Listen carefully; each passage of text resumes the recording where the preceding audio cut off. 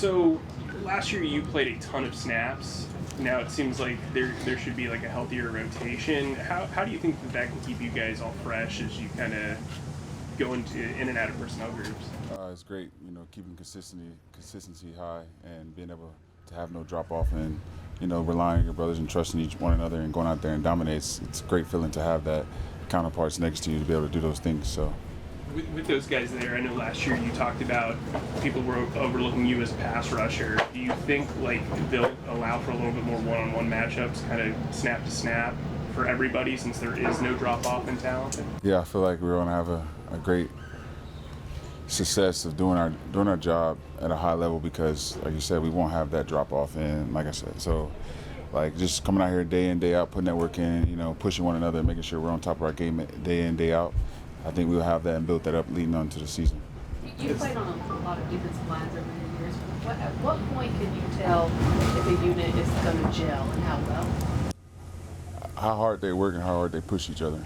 And not just one person thinking about themselves, but thinking about the D-line as a whole, as a defense as well. Because, I feel that a defensive line helps win those games in the late rounds, not having those guys cover so long and giving the DBs opportunities to jump plays and not be out there stuck on an island just chasing around. And I feel like that helps extend our longevity of getting things accomplished and getting things achieved.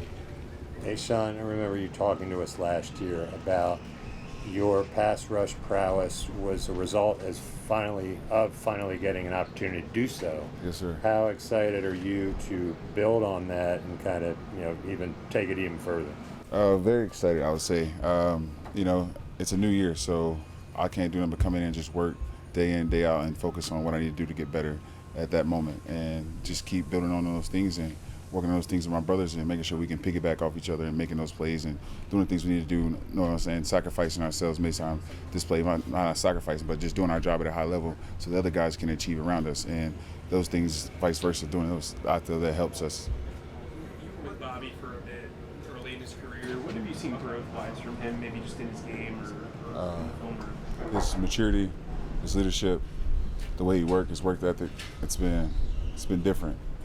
Coming in when he was a rookie back then, but now seeing him 5 years later, it's like, man, I love the man that you became. I love the man that you work at. I love everything you do, how you approach when you come to work day in and day out and helping others and knowing it's not just about you, it's about others and including myself and like, like him including himself by himself. So. How does having Derrick Brown back in there? How does having Derrick Brown back in there change things up front? It's great having Big Derrick Brown back, man. DB's my guy. He demands a lot, and it frees up a lot for others. Like I said, guys worry about what they're going to do. We all know what he's going to do, and those things help sacrificing him, putting himself in those positions and dominating, frees up for other guys to go make those plays. And it's just understanding that the complex of the things that we need to do out there and getting it all done together and not just, so because we're coming off and we're free, that means we got to capitalize so that way it frees up him so he can go achieve what he needs to go achieve. So not just having him there, but with Bobby in there too. I mean, you guys the one that seemed like other than not having Derrick, the big weakness in the middle, not having that space either that took up a lot of blocks and freed you guys outside of them. Well, how does that help? I don't see him as a space eater. I see him as a player that could wreck a game. Like the same way I see Turk, same way I see Bobby, same way I see DB, same way I see all of us, like all together collectively. I don't think none of us are space here. I think we're playmakers. I think that's what we do. We demand a lot of each other and demand a lot from one another, and we make sure we do that day in and day out. Coach Canales said that in his time as a head coach or as assistant coach, he's never seen it to where there's been this much of a turnover. We kept everybody for the offensive line from this year to last, having everybody come back. How beneficial is that for the defensive line group to be able to go up against the same guys from top to bottom? It's great, They did well last year, working well, and just having those extra pieces and us going against each other and them having that camaraderie pushes us to be better as a defensive line, to have to communicate more and understand, to have to gel and to see those things because they have that gel already. So it just makes us push ourselves to want to do those things more and play in, play out.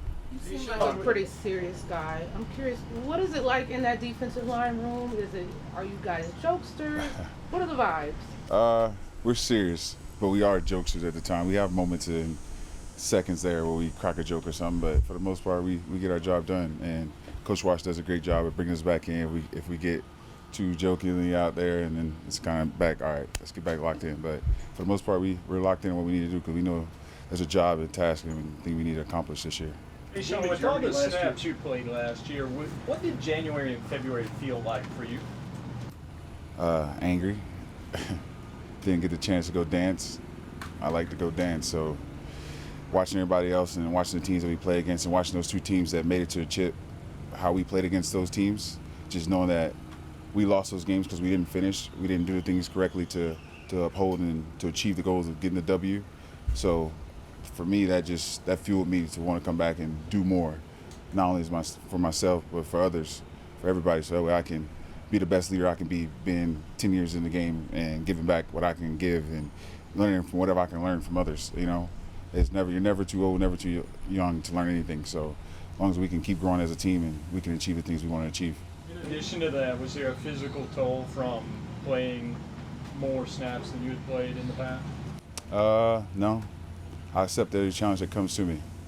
You know, God gives his toughest battles to his toughest soldiers, so I don't really complain about anything that's given me. I feel that I worked my whole career to get something like that, and I got the opportunity. It didn't go the way we wanted to all season, but the fact that I got a chance to do that and to see what I can do with that and feel that and wear that, I feel great about what I can do coming up this year if I ever had to do that ever again in my career.